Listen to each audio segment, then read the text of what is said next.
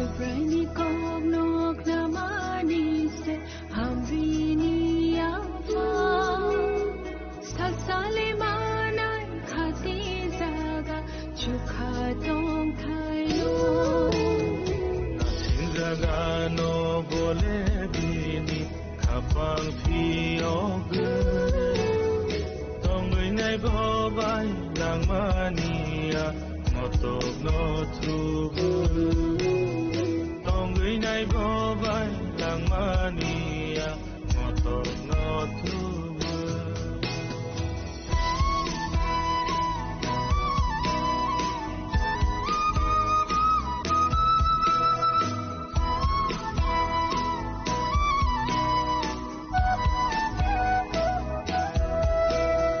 chini do fa kumai tong jak no ring horui tongo nadi nadi ta khuk so nadi jisuni kora nadi bu khuk so nadi subrai ni kora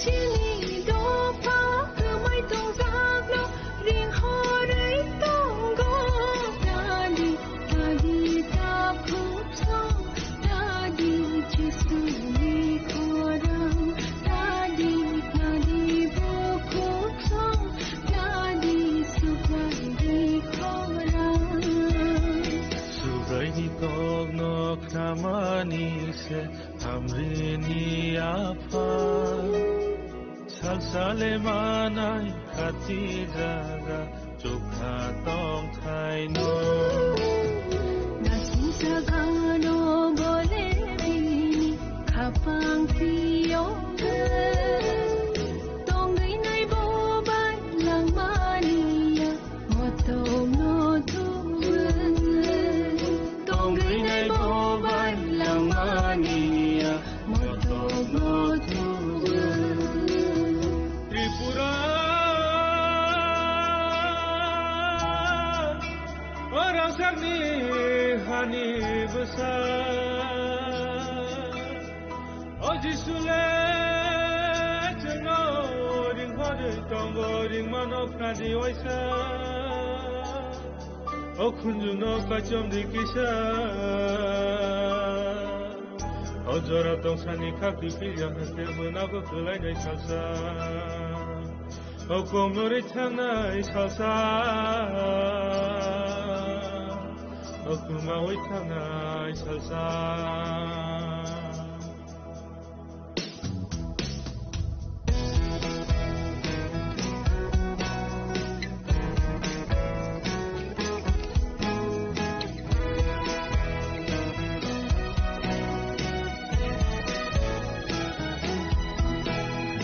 Tripura hani Tripuri dopa Jambori khadiba Khoram shahori ring horo jisu kunju kai tongiba Ai chuk dorani saljung sai paika Thuma se sadiba Khai di bayasa Khai di chalaisa Habawa thangai nani Sobrani kognok namani se hamrini afa sasale manai khati zaga chukha tong thailo nasin zaga no bole bini khapang phiog tongui nai bobai langmania motok no thubu tongui nai bobai langmania motok no thubu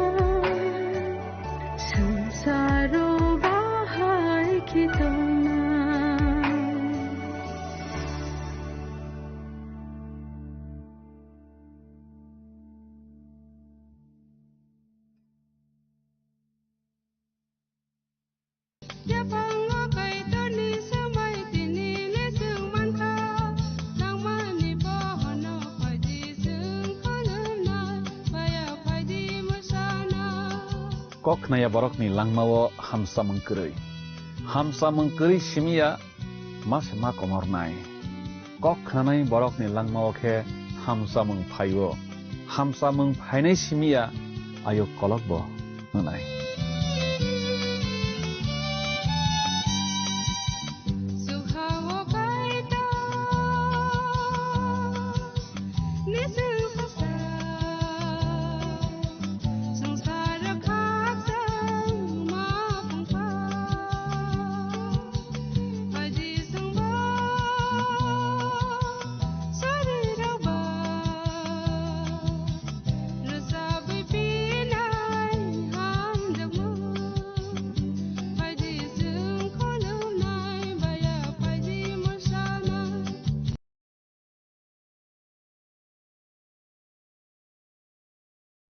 নমস্কার, জীবনবাণী অনুষ্ঠানে আপনাকে স্বাগত জানাই। আমি জানি এই সময়টায় আপনার মতো আমাদের অনেক দর্শক বন্ধুরা অপেক্ষা করে থাকেন। আমার বিশ্বাস এই অনুষ্ঠানের মাধ্যমে আপনি উপকৃত হচ্ছেন। আসুন আমরা শুনি ঈশ্বরের বাক্য আজ আমাদেরকে কি জানাতে চায়।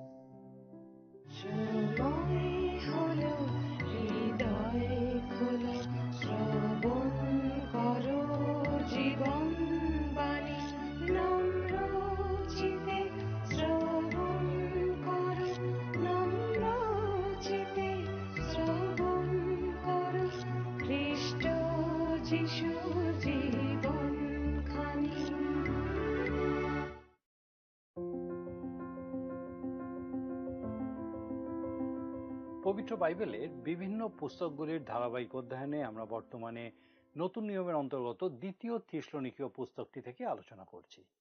নতুন নিয়মে সাধু পৌলের মোট 13টি পত্র অন্তর্ভুক্ত করা হয়েছে। এই পত্রগুলির মধ্যে কালানুক্রমিকভাবে থিসলনিকীয় মণ্ডলীর প্রতি তার দুটি পত্র সব থেকে প্রাচীন অর্থাৎ সব থেকে আগে লেখা। আমরা এর আগে জেনেছি যে সাধু পৌল এই দুটি পত্র 52 ও 53 খ্রিস্টাব্দে করিন্থে বসবাস করার সময় রচনা করেছিলেন। আমরা আমাদের অধ্যয়নে এই পুস্তকটির 3য় অধ্যায়ে আছি। এই পত্রের সাধু পৌল থিসলনিকীয় মণ্ডলীর বিশ্বাসীদের কাছে প্রভু যীশু খ্রিস্টের দ্বিতীয় আগমনের কিছু গুরুত্বপূর্ণ পর্যায়ে স্পষ্ট করে বলে দিয়েছিলেন। এই বিষয়গুলি নিয়ে আমরা বিগত পর্বগুলিতে বিস্তারিত আলোচনা করেছি। এই পুস্তকের 3য় অধ্যায়ে তিনি তার পত্রের উপসংহার করেছেন, যার প্রথম ভাগ ছিল আমাদের গত পর্বের আলোচ্য বিষয়। পত্রের উপসংহারের প্রথমেই সাধু পৌল থিসলনিকীয় বিশ্বাসী ভ্রাতাদের বলছেন তারা যেন তাদের জন্য প্রার্থনা করে। আমরা এই পত্রের সূচনাতেই দেখেছিলাম যে সাধু পৌল তার নিজের সাথে শিল ও তিমথিওকে পত্রের রচয়িতা রূপে অন্তর্ভুক্ত করেছিলেন, আর উপসংহারে নিশ্চিতভাবে আমাদের বলতে তিনি তার সাথে তাদের দুজনের জন্যও প্রার্থনা করতে বলেছেন। তিনি তাদের ব্যক্তিগত কোনো লাভের জন্য, কোনো উপকারের জন্য তাদেরকে প্রার্থনা করতে বলেননি। তারা খ্রিস্টের সুসমাচার যেন দ্রুততার সঙ্গে প্রচার করতে পারেন এবং সেই কাজে তারা যেন ঈশ্বরকেই গৌরবান্বিত করেন, প্রথমত এই বিষয়ে তিনি তাদের প্রার্থনা করতে বলেছিলেন। দ্বিতীয় বিষয় যার জন্য তিনি তাদেরকে প্রার্থনা করতে বলেছিলেন তা হলো যেন তারা অবিশ্বাসী, অশিষ্ট ও মন্দ লোক যারা সর্বদা তাদের এই প্রচারে বাধা দিয়ে আসছে তাদের থেকে ঈশ্বর যেন তাদেরকে উদ্ধার করেন। সাধু পৌল এই পত্রের উপসংহারে আরেকটি বিষয় তাদের নির্দেশ দিয়েছেন। তিনি তাদেরকে বলেছেন যে তারা যেন ঈশ্বরের বাক্যের প্রতি স্থির থাকে এবং যে ব্যক্তিরা প্রভু যীশু খ্রিস্টে বিশ্বাস করার পরেও অনিয়মিত রূপে চলছিল তাদের কাছ থেকে ঈশ্বরের বিষয়ে যে শিক্ষা তারা পেয়েছিল সেই মতো চলছে না। বিশ্বাসে স্থির থাকা ব্যক্তিরা তাদের সঙ্গ যেন ত্যাগ করে। আজ আমরা এই অধ্যায়ের শেষ অংশ অধ্যয়ন করব এবং দেখব যে সাধু পৌল তার পত্রের মাধ্যমে থিসলনিকীয় মণ্ডলীর বিশ্বাসীদের আর কি কি উপদেশ বা নির্দেশ দিয়েছেন। আমাদের আজকের আলোচনা শুরু হবে পুস্তকটির 3য় অধ্যায়ের 8 পদ থেকে। আর লেখা আছে দেখুন, 3য় অধ্যায় 3 অধ্যায় তার 8 পদ। আর বিনামূল্যে কাহারও কাছে অন্ন ভোজন করিতাম না, বরং তোমাদের কাহারও ভারস্বরূপ যেন না হই, তজ্জন্য পরিশ্রম ও আয়াস সহকারে রাত দিন কার্য করিতাম। বিনামূল্যে কাহারও কাছে অন্ন ভোজন করিতাম না, অর্থাৎ তিনি যা খেতেন তার দাম দিয়ে দিতেন। বরং তোমাদের কাহারও ভারস্বরূপ যেন না হই, তজ্জন্য পরিশ্রম ও আয়াস সহকারে রাত দিন কার্য করিতাম। তার অভ্যাস ছিল যে তার প্রচার কার্যের জন্য তিনি অন্য কাউকে খরচ করতে দিতেন না।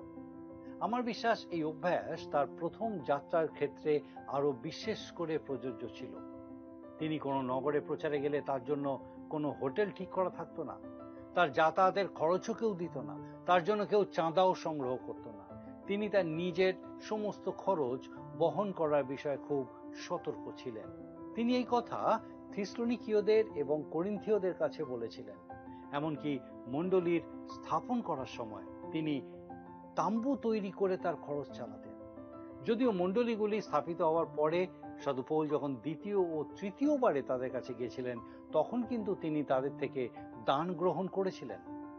গালাতীয়রা যেন দান সংগ্রহ করে এই কথা তিনি তাদেরকে স্পষ্ট করে বলে দিয়েছিলেন।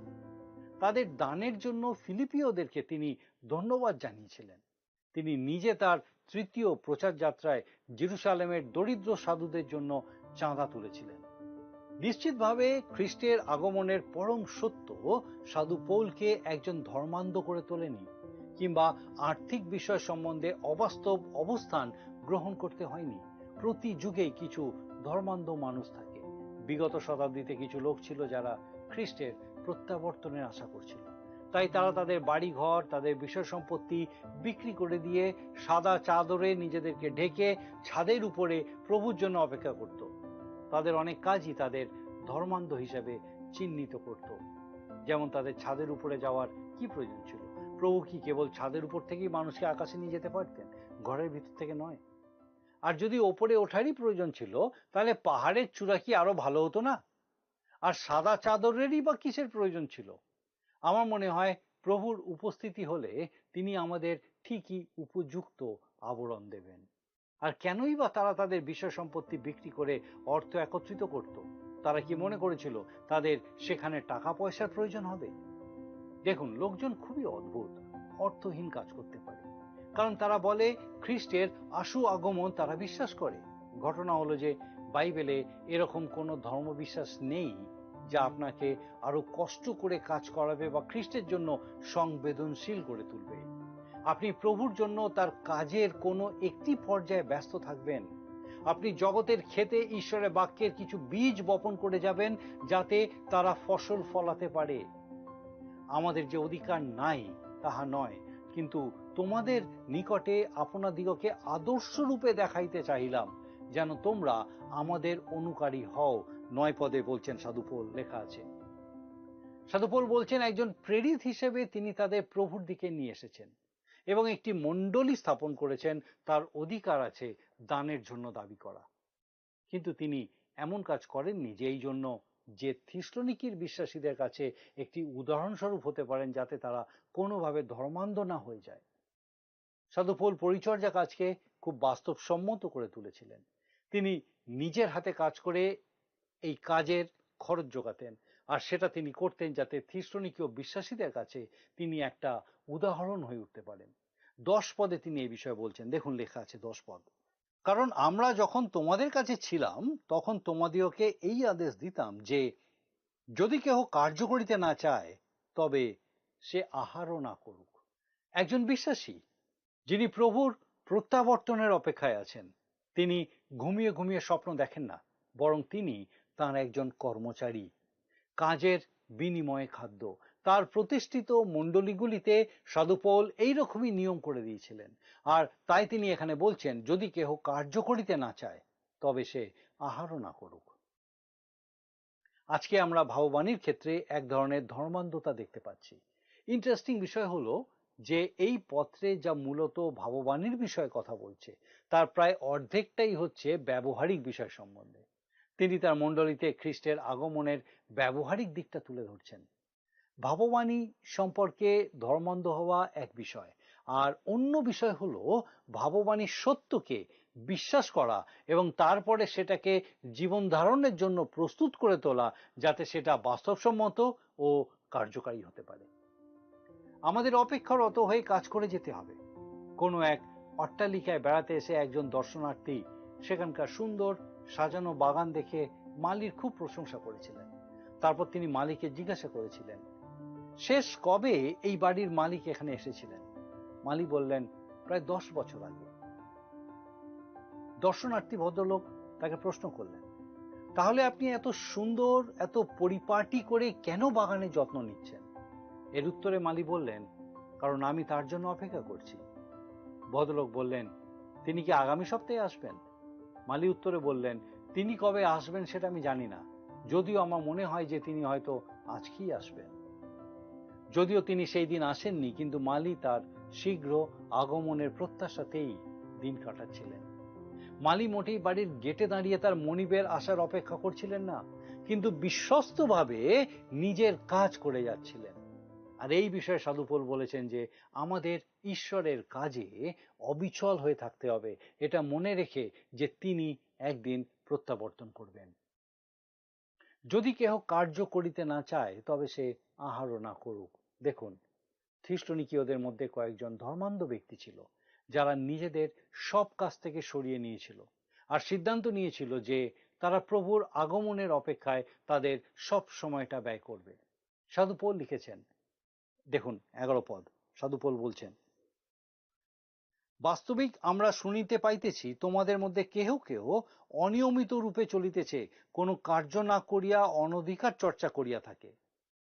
এই পদে তিনি সেখানকার অবস্থার বিষয়ে বলছেন। সেখানে কয়েকজন গঠনমূলক কোনো কাজের সঙ্গে যুক্ত ছিল না। তারা ঈশ্বরের বাক্য প্রচার করতে ব্যস্ত থাকতো না, কিন্তু অযথা নিজেদেরকে ব্যস্ত রাখত। তারা নিজেদেরকে এক একটা আপদ করে তুলেছিল এবং থিসলনিকীয় মণ্ডলীতে সমস্যার সৃষ্টি করছিল। একটা বস্তার মধ্যে একটা আলু যদি পচা হয়, সেই পচা আলু সমস্ত আলুকে পচিয়ে দেয়। মণ্ডলীতে একজন ধর্মান্ধ ব্যক্তি মণ্ডলীর সব বিশ্বাসীদের আত্মিক জীবনকে প্রভাবিত করে। আর এই জন্যই সাধু পৌল আগে তাদেরকে বলেছিলেন, যারা অনিয়মিত রূপে চলে তাদের কাছ থেকে অন্যদেরকে দূরে থাকতে হবে। আমার বিশ্বাস তিনি এই অনধিকার চর্চাকারীদের কথাই বলছিলেন। তারা উই পোকাদের মতোই ব্যস্ত হয়ে থাকতো, আবার উই পোকার মতোই তারা থিসলনিকীয় মণ্ডলীর জন্য বিনাশক ছিল। এরপর তিনি 12 পদে বলেছেন, দেখুন লেখা আছে 12 পদ, এই প্রকার লোকদিওকে আমরা প্রভু যীশু খ্রিস্টের নামে আদেশ ও উপদেশ দিতেছি, তাহারা শান্তভাবে কার্য করিয়া আপনাদেরই অন্ন ভোজন করুক। এই উক্তিটাকে খুব একটা আত্মিক শুনতে লাগছে না, কিন্তু খুবই বাস্তবসম্মত লাগছে, তাই নয় কি? এই অনধিকার চর্চাকারী, সমস্যা সৃষ্টিকারী লোকেরা যদি নিজেদেরকে পরিবর্তন করে নিয়ে নিস্তব্ধে গঠনমূলক কাজ করা শুরু করে, তাহলে গড়পড়তা মণ্ডলীগুলির অনেক সমস্যার সমাধান হয়ে যায়। সাধু পৌল বলেছেন যে তারা যেন নিস্তব্ধে কাজ করে আর নিজের চরকায় তেল দেয়।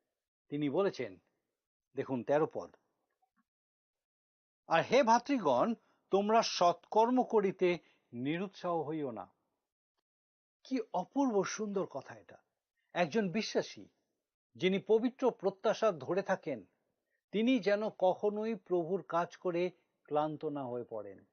এরপর সাধু পৌল 14 পদে বলছেন, দেখুন লেখা আছে 14 পদ, আর যদি কেহ এই পত্র দ্বারা কথিত আমাদের বাক্য না মানে, তবে তাহাকে চিহ্নিত করিয়া রাখো, তাহার সংসর্গে থাকিও না। মণ্ডলীর মানুষদের সেখানকার সমস্যা সৃষ্টিকারী মানুষদের থেকে দূরে থাকতে হবে। কিন্তু মণ্ডলীতে অনেক লোকই কম বেশি তাদের অনুমোদন লাভ করার চেষ্টা করে, কারণ তারা চায় না যে এই লোকেরা তাদের বিষয়ে কথা বলে, এই জন্য যে তাদের কথাবার্তা খুব খারাপ। কিন্তু এক মণ্ডলীর পক্ষে সব থেকে ভালো বিষয় হলো পরচর্চা থেকে সরে আসা। 15 পদে সাধু পৌল খুব পরিষ্কার করে বলছেন, যেন সে লজ্জিত হয়, অথচ তাহাকে শত্রু জ্ঞান করিও না, কিন্তু ভ্রাতা বলিয়া চেতনা দাও। মণ্ডলীর বিপদগামী সদস্যকে ফিরিয়ে আনার চেষ্টা করা উচিত। আর শান্তির প্রভু স্বয়ং সর্বদা সর্বপ্রকারে তোমাদিওকে শান্তি প্রদান করুন। প্রভু তোমাদের সকলের সহবর্তী হন। 16 পদে সাধু পৌল শেষ করছেন। কি সুন্দর কথা, তাই না? এই মঙ্গলবাদ আমি পৌল স্বহস্তে লিখিলাম। প্রত্যেক পত্রে ইহাই চিহ্ন, আমি এই রূপ লিখিয়া থাকি। 17 পদ। এটি একটি পত্র যা শেষটুকু সাধু পৌল নিজের হাতে লিখেছেন। আমাদের প্রভু যীশু খ্রিস্টের অনুগ্রহ তোমাদের সকলের সহবর্তী হোক। একটি আশীর্বচনের মাধ্যমে এই পত্রটি শেষ হয়। এটা হচ্ছে একটি অপূর্ব সুন্দর পত্রের উপসংহার, যা আমাদেরকে শিক্ষা দেয় যে ধর্মান্ধতা বা অলসতার দিকে চালিত হওয়ার থেকে ভাববাণী বিষয়ে জ্ঞান হৃদয়ে শান্তি এনে দেয়। আজ আমরা থিসলনিকীয়দের প্রতি সাধু পৌলের লেখা দ্বিতীয় পত্রটির অধ্যয়ন এখানেই শেষ করলাম। আমরা দেখলাম যে এই পত্রের দ্বারা সাধু পৌল থিসলনিকীয় মণ্ডলীর বিশ্বাসীদের খ্রিস্টের দ্বিতীয় আগমনের সঠিক সময়ের বিষয়ে অবগত করেছেন। তিনি সুস্পষ্ট করে বলেছেন যে এই আগমন ইতিমধ্যে ঘটে যায়নি। সর্বপ্রথমে প্রভু যীশু তার মনোনীত লোকদিওকে মাঝ আকাশে তার কাছে সংগ্রহ করে নেবেন, কিন্তু তখনও তার আগমন হবে না।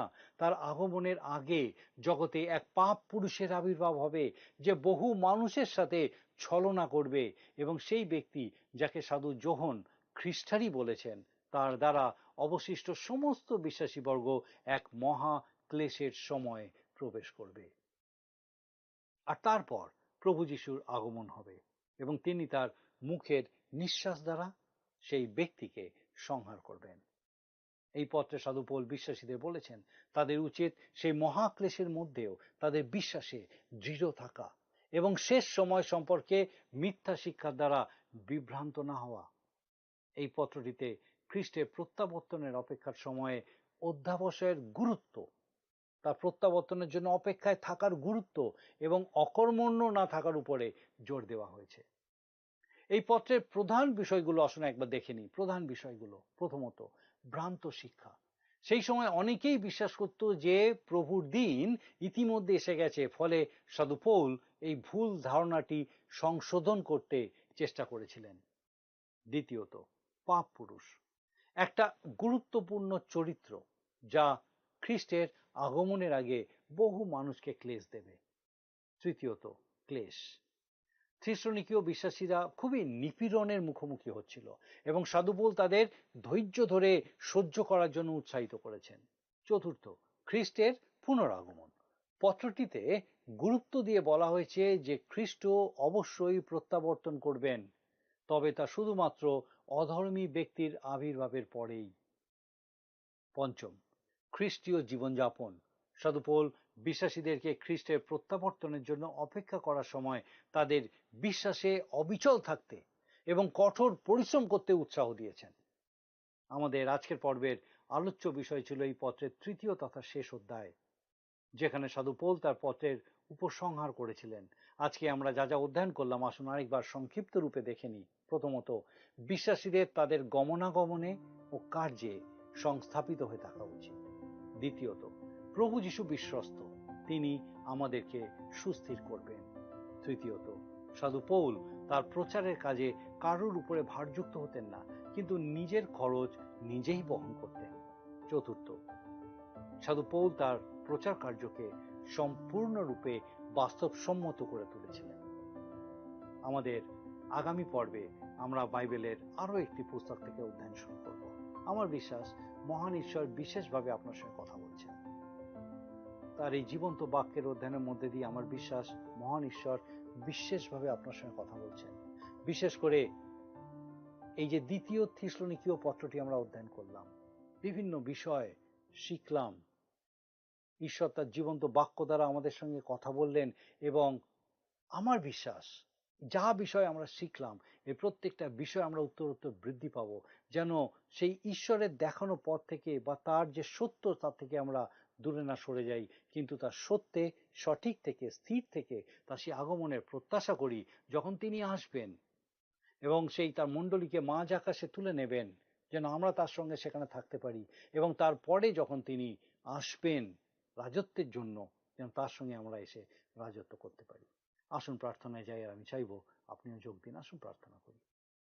মঙ্গলময় পিতা, ধন্যবাদ দিই প্রভু, তোমার পবিত্র পরাক্রমে তোমার জীবন্ত বাক্য আমাদের সঙ্গে কথা বলে। পিতা, ধন্যবাদ দিই আজকে আরেকবার নতুন ভাবে আমাদের সে প্রত্যেক দর্শক বন্ধুর সঙ্গে তুমি কথা বললে। প্রার্থনা করি প্রভু, সেই প্রত্যেক জীবনকে তুমি ধরো, সে প্রত্যেক জীবন যেন তোমাতে সুস্থির হয় স্বর্গীয় পিতা, তোমার দিকে দৃষ্টি স্থির রাখে এবং পিতাগো জাগতিক বিষয়ে যেন না ভুলে যায়, কিন্তু প্রভু যেন তোমাতে স্থির হতে পারে যে প্রভু তুমি আসতে চলেছ এবং তুমি সেই আমাদের প্রত্যেককে তোমার সঙ্গে নিয়ে যেতে চলেছ। স্বর্গীয় পিতা, বিশ্বাসে স্থির হতে প্রত্যেককে সাহায্য করো। আমাদের সেই প্রত্যেক দর্শক বন্ধুকে বিশেষভাবে তাদের পরিবার পরিজন প্রত্যেককে তোমার পরিচ্ছন্নতার সুরক্ষায় সুরক্ষিত রাখো। সমস্ত রকম সে মন্দতা থেকে, মন্দ দৃষ্টি থেকে, বিশেষ করে এই জগতের সমস্ত নিষ্পেষণ থেকে, জগতের সমস্ত ফুল থেকে পিতাগো, ট্র্যাপ থেকে তুমি তাদেরকে রক্ষা করো, ফাঁদ থেকে রক্ষা করো, যেন তারা তোমাতে স্থির থেকে তোমার গৌরব করতে পারে। সমস্ত রকম মন্দতা থেকে তাদের দূরে রাখো, অসুস্থতা থেকে রক্ষা করো, সমস্ত কঠিনতা থেকে পিতাগো বার করে আসতে, বেরিয়ে এসে তোমার গৌরব করতে সাহায্য করো। আমাদের প্রত্যেক সেই দর্শক বন্ধু তাদের পরিবার পরিজন প্রত্যেককে তোমার চরণে সমর্পণ করে ধন্যবাদের সঙ্গে প্রার্থনা তোমার যিশু নামে চাই, আমেন।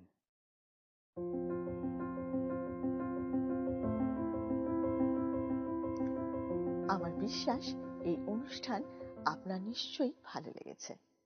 ঈশ্বরের বাক্যের এই বিস্তারিত আলোচনার মধ্য দিয়ে ঈশ্বর বিশেষভাবে আপনার সঙ্গে কথা বলেছে।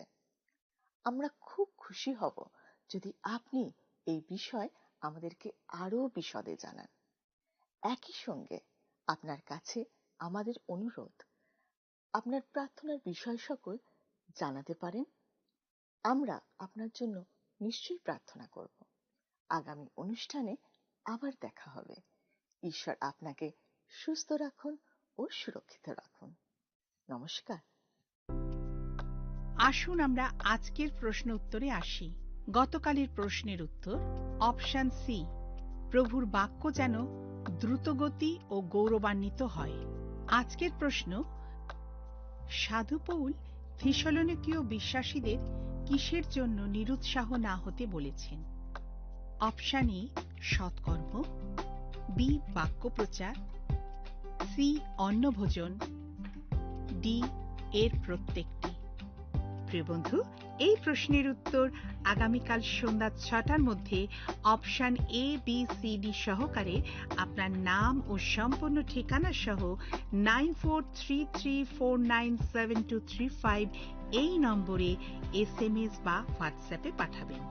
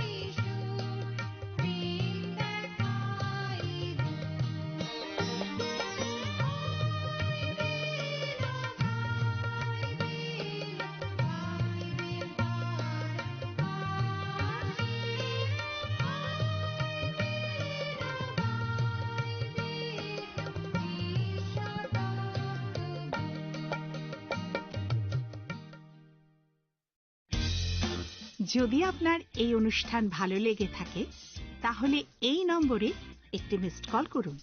তাহলে আপনি পরের বারে বিজয়ী হতে পারেন।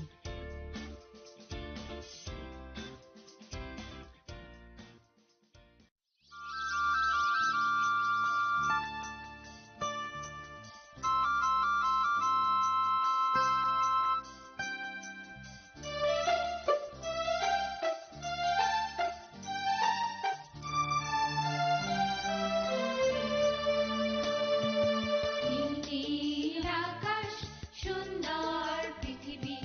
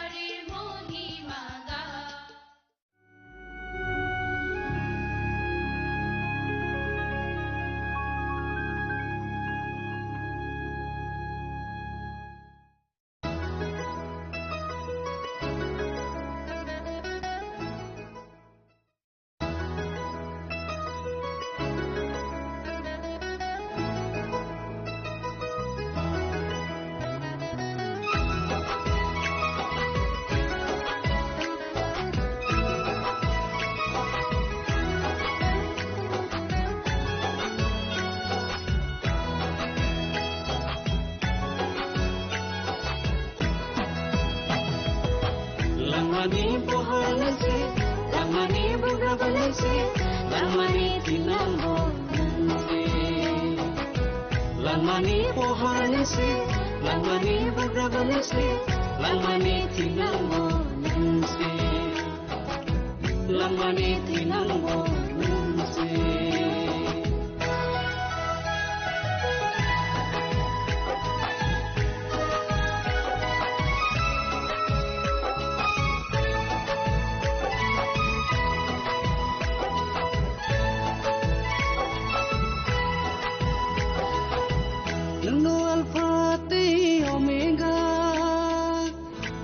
Poila tay paita Jehovah,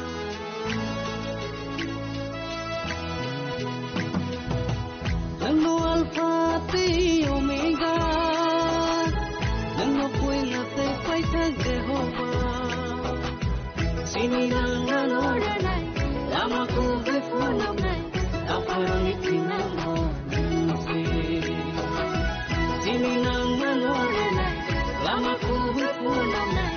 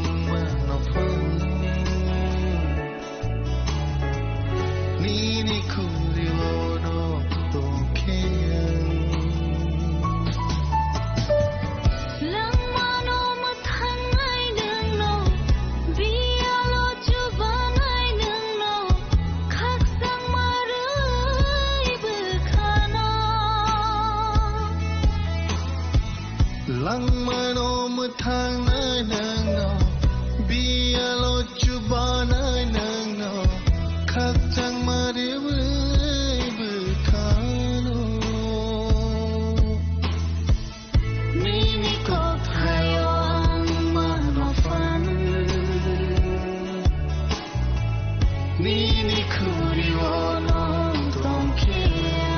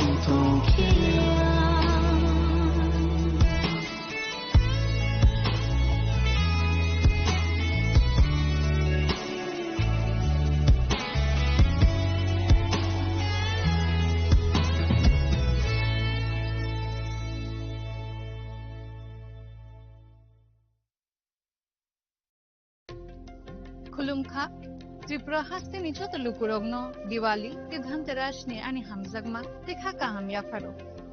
Ochang sasha nai thothok shalno rege, Shona Komal Jewelers narong ni bagi tubi phaiga, dhanteras dhan samriddhi offer. Naroni rang chak kachamna shlai kadal hallma gana rang cha bonarok painani shap manai. Offer chengi reason ai 14 October ni jini 25 October jura. Oro rangsa ni making charges tong nai 25% off. Diamond making charges tong nai 100% off. Shona Komal Jewelers kotor khai juda juda chain te diamond ni collection rok bonarok lugui manai. Amsuk simia phu te bokot ma kaham tong kho noroni bage. Shona Komal Jewelers o Kisna Diamond 25,000 ni money pai khe